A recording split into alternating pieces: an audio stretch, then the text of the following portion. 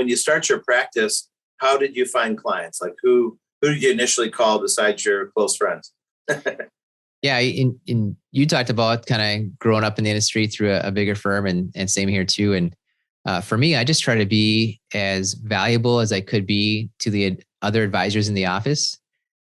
And I went out and got all my designations: the CHFC, CLU, CFP. I got those exactly as early as you can. You've got to have 2 years experience to have the CHFC. So I finished it before that.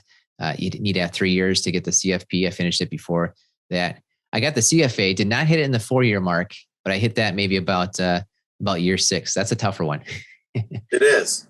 Yeah. So I would network with the advisors and try to add value to them. If I learned something from the designations I was pursuing, I would share it with the other advisors. And next thing I know, I'm part of their client meetings, because they would find people that would match up with that. I remember a couple ideas. One of them had to do with something called net unrealized appreciation. And I talked around with a few other advisors. This is like 2004 or 5. No one else had ever heard of this, that the idea that you could take stock out of your 401k, change the tax situation and benefit the client. Well, I started sharing it with other advisors. Next thing I know, whenever they ran into it, they were bringing me in on the cases and helping them with their clients. And you became the expert on NUA. In the area, yeah, as far as I could tell, I was talking about it before anyone else was, at least in Milwaukee and at least within thriving circles. That's great. That's a great strategy. Absolutely. Well, good. So now that you were originally training with Thrivent, are you still in a Thrivent office or no, you're independent? Yeah, we're independent financial advisors. We just use Thrivent's platform. They have the Thrivent Advisor Network. We do have our insurance licenses. And so that's completely independent. You're connected directly to an insurance carrier. Every time you have to help a client with maybe a different insurance carrier, you get connected that way. And it's fun. We've got our website, kylfp.com is our website. And I spent a lot of time understanding who the people are we're serving and kind of designing it to add value to those people. I'll tell you an exercise I did about 3 or 4 years ago when I was creating the independent firm is I went through all the clients I had met in the prior 10 years. And a lot of times people say, oh, look at your client segments in terms of, their age and their wealth and things like that. What I did is I looked at their age when they became a client of ours. Mm-hmm. And what I discovered is basically people became clients at the age of 54 and 62.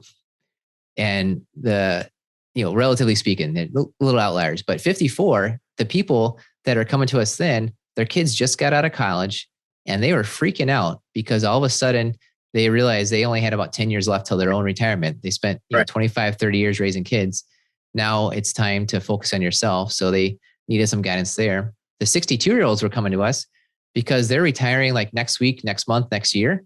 And so it's interesting. You almost had 2 lanes of here's why the people were coming into us. And so we made sure that we were focusing, how do we help out one group of people? How do we help out the other group of people? Very similar process, but you're just kind of tweaking it to those those main ways that people are reaching out to us. Do you ever reach out to people in their 20s and 30s, or do you ever come across them? If we do, it's maybe some people coming online and finding us, or it's the kids of clients.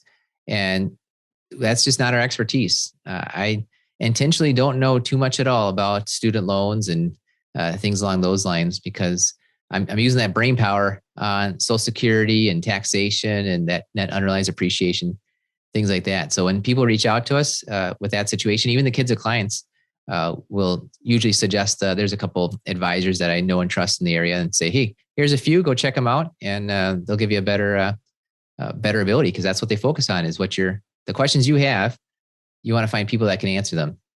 Absolutely.